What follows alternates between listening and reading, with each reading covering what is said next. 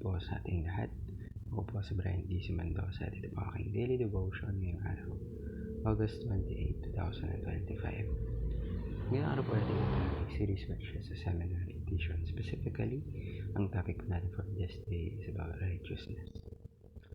Gutom ka na ba?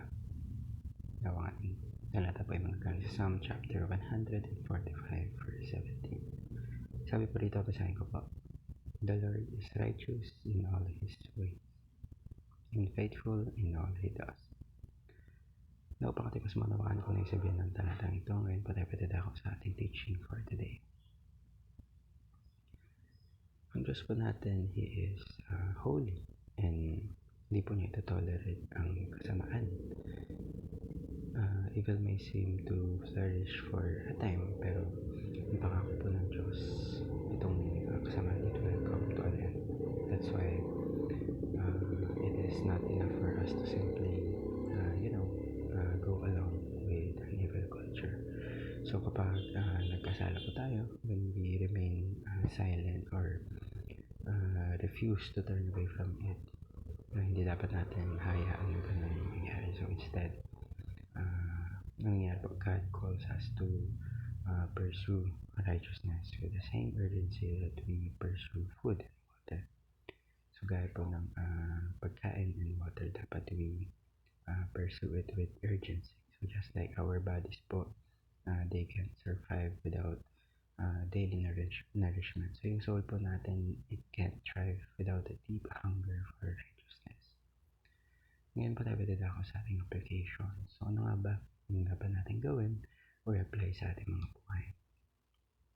So paano nga ba natin ito may sasabuhay? So first po, hayaan po natin yung righteousness ng Diyos ang mag-take sa ating mga puso, sa ating mga buhay.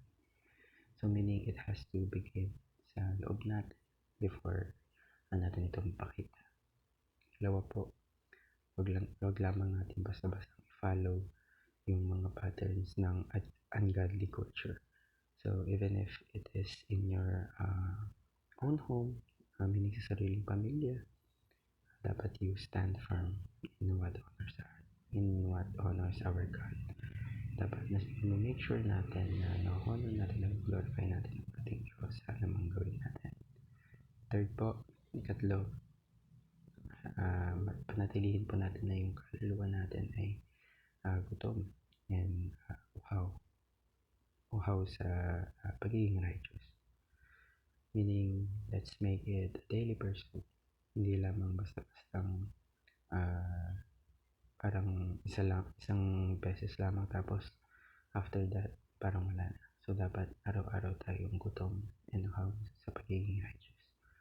Kasi when you long for righteousness the way you long for food and drink, gaya ng kagutom natin or pag-uhaw natin, you will find satisfaction in God Himself.